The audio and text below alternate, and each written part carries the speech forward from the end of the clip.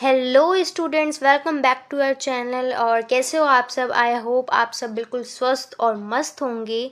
तो इस वीडियो में हम देखने वाले हैं कि आप क्लास 12th में 100 आउट ऑफ 100 स्कोर कैसे कर सकते हो। तो वीडियो शुरू करने से पहले मैं आपको बता दूं कि हमारा टेलीग्राम चैनल है लर्न विद चाहत, और इसको आप ज्वाइन कर सकते हो ताकि आप सारे नोट्स को एक्सेस कर सको।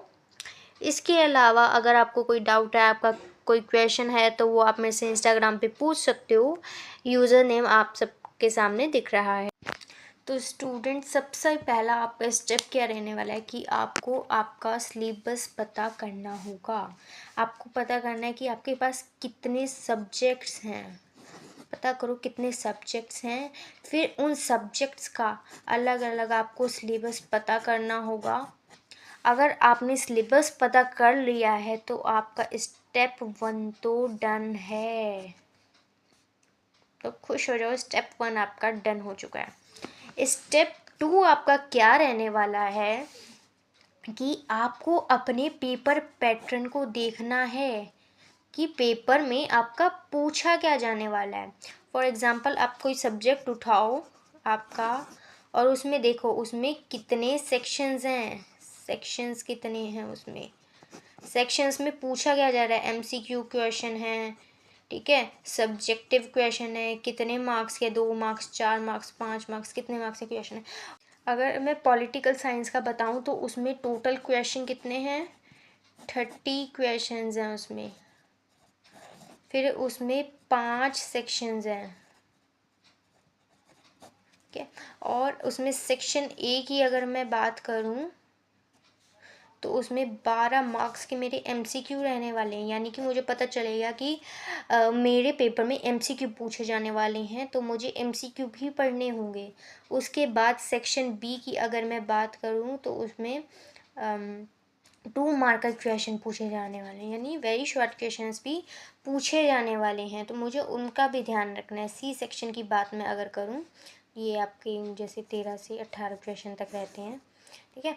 और अगर मैं सी सेक्शन की बात करूं 19 से 23 क्वेश्चन तक, तो इतने मार्क्स के मेरे 4 मार्कर क्वेश्चन रहने वाले हैं।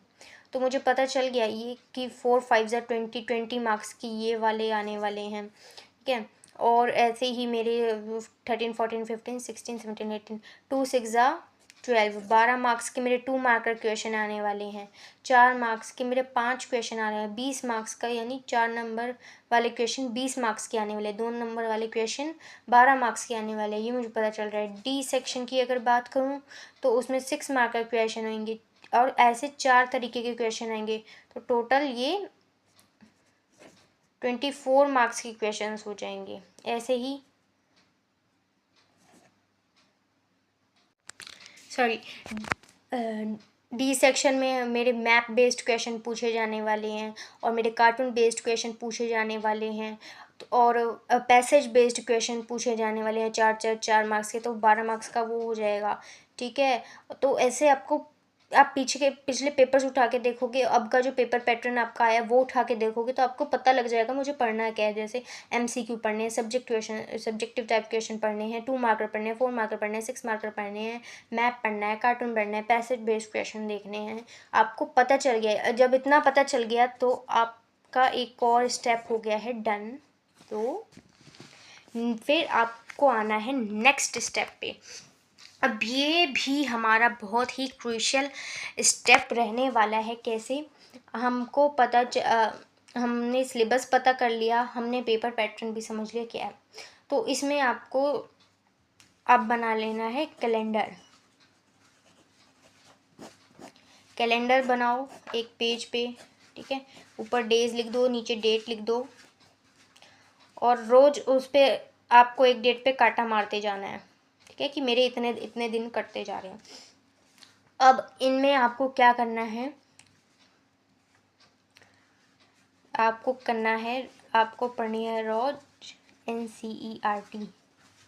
पहले यूट्यूब लेक्चर पढ़ना, फिर NCERT पढ़ना लाइन बाय लाइन, और साथ साथ शॉर्ट नोट्स बनाते चलना है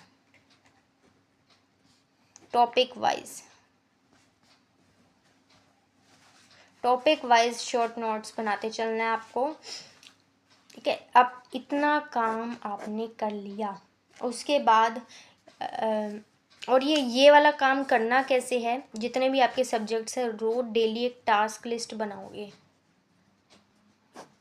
टास्क लिस्ट मतलब आज की डेट है, जैसे XYZ आज की डेट है, ठीक है, और उसके नीचे रख दोगे आज मैंने पॉल साइंस का चैप्टर 1 कंप्लीट करना है, ठीक है, और मैंने इंग्लिश का, मैंने राइटिंग सेक्शन का क्या करना है, मुझे राइटिंग सेक्शन में नोटिस करना है आज, ठीक है। फिर हिंदी का बनाओगे, हिंदी में मुझे आज अंतरा का क्या करना है, मुझे सपोज चैप्टर 1 करना है, पोएम 1 करनी है, और ऐसे फिर मुझे हिस्ट्री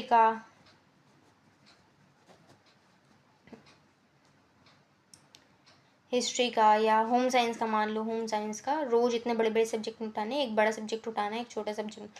होम साइंस का मुझे सबसे छोटा चैप्टर उठा लो, चैप्टर 1 करना है। और ये आप करोगे कैसे,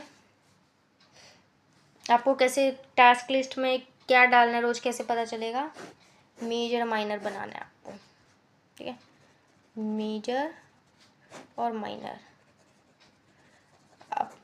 आपने सिलेबस पता कर लिया था, ठीक है, आप सब्जेक्ट वाइज सिलेबस को बांट दो कि मेरे जो ये पॉलिटिकल साइंस के जो ये वाले चैप्टर्स हैं ये आने वाले हैं मेजर में और ये वाले आने वाले हैं माइनर में। आपको ऐसे पता चल जाएगा। ऐसे ही आप हर सब्जेक्ट के साथ करो और फिर उसे ऐसे टास्क लिस्ट में डालो, ठीक है। पहले सिलेबस पता कर लिया, फिर पेपर पैटर्न पता कर लिया, उसके बाद आपको क्या करनी है, ये मेजर माइनर वाला बना लिया, देन टास्क लिस्ट बनाओगे, रोज डेली कंप्लीट करते जाना। और कंप्लीट करना किस तरीके से है, पहले यूट्यूब पे लेक्चर सुनना है, ठीक है, यूट्यूब पे लेक्चर सुनना है, एनसीईआरटी पढ़नी है और उस टॉपिक के साथ ही टॉपिक वाइज आपको शॉर्ट नोट्स बनाते चलना है, ठीक है। मैं लॉन्ग नोट्स अभी नहीं बोल रही हूँ आपको, अभी आपको शॉर्ट नोट्स बनाने हैं, क्योंकि लॉन्ग नोट्स बनाने में लग गए आप तो आपका सिलेबस उस स्पीड से कंप्लीट नहीं हो पाएगा। और मैंने बच्चे ऐसे देखे हैं कि मतलब जो अगर वो लॉन्ग नोट्स बनाने लगते हैं तो मतलब वो फिर नोट्स ही बनाते रहते हैं। नेक्स्ट स्टेप क्या रहेगा,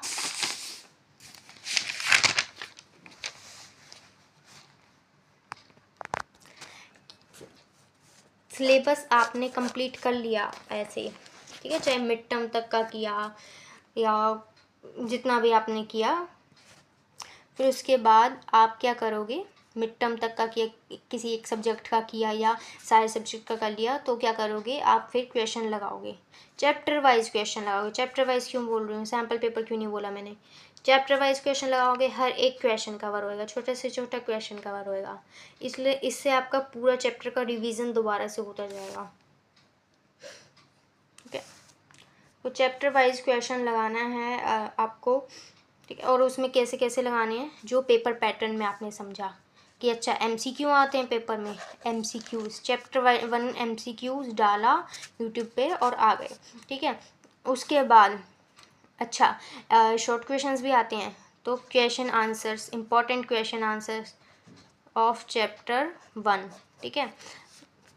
और उसके बाद मैप भी पूछा जाता है, चैप्टर वाइज मैप डाल दिया आपने, ठीक है, या इम्पॉर्टेंट मैप बेस्ड क्वेश्चन डाल दिया है, इम्पॉर्टेंट कार्टून बेस्ड क्वेश्चन डाल दिए, ऐसे आप करोगे, ठीक है। चैप्टर वाइज क्वेश्चन लगाने हैं, एग्जाम्पल पेपर पहले नहीं लगाने, पहले चैप्टर वाइज क्वेश्चंस लगाने हैं। उसके बाद आप चलोगे सैम्पल पेपर्स पे। अब यहाँ पे आपके एक तरीके से मैं कह दूँ लॉन्ग नोट्स बन जाएंगे, ठीक है, प्रेजेंटेबल नोट्स भी बोल सकते हैं उन्हें, ठीक है, प्रेजेंटेबल नोट्स, क्योंकि यहाँ पे आप अपनी प्रेजेंटेशन वाले नोट्स प्रिपेयर करोगे, ठीक है। यहाँ पे आप क्या पेपर उठाओगे, इसमें क्या होएगा, पहली चीज़ तो आपका इसमें टाइम मैनेजमेंट होगा। स्पेशली मैं अगर लिटरेचर की बात करूँ, अगर मैं लिटरेचर की बात करूँ तो लिटरेचर का पेपर छूट जाता है, हिंदी हो चाहे इंग्लिश, वो पेपर हमारे लिए बहुत लेंथी हो जाता है, तो टाइम मैनेजमेंट में हेल्प मिलेगी। दूसरा क्या आपको इससे बेनिफिट रहेगा, आपकी प्रेजेंटेशन इम्प्रूव रहेगी। आप जब जितने सैम्पल पेपर लगाओगे तब तक उन क्वेश्चंस जो क्वेश्चंस आपने लिखे होंगे उनकी प्रेजेंटेशन आपकी बहुत इम्प्रूव हो चुकी होगी, और जब आप पेपर में बैठोगे तो आपको ये नहीं सोचना पड़ेगा कि मैं इस आंसर को किस तरीके से लिखूं जो मेरा टीचर खुश हो जाए और वो मुझे खुशी खुशी अच्छे अच्छे नंबर दे के जाए। ठीक है, तो ये आपको यहाँ पे मतलब प्रेजेंटेशन इम्प्रूव होएगी और आपके रेडीमेड आंसर भी तैयार हो जाएंगे, सोचना नहीं पड़ेगा फिर कि क्या लिखना है।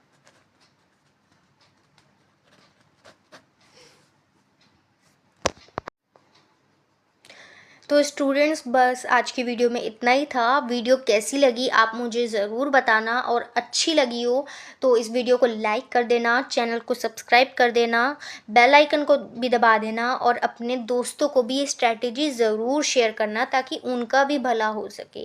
तब तक के लिए टेक केयर, मिलते हैं नेक्स्ट वीडियो में, और बाय बाय।